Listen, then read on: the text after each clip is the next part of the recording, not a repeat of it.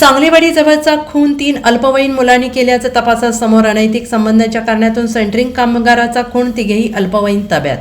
सांगलीवाडी ते कदमवाडी रस्त्यावर काल दुपारी झालेला खून 3 अल्पवयीन मुलांनी केल्याचं तपासात उघड झालेलं आहे आणि यामुळे अल्पवयीन मुलांकडून खुनाच्या घटनेत वाढ होताना दिसून येत आहे. काल दुपारी अनैतिक संबंधांच्या रागातून सेंटरिंग कामगार दत्ता शरणाप्पा सुतार याचा तिघा अल्पवयीन युवकांनी एडक्याने वार करून निर्घृण खून केला.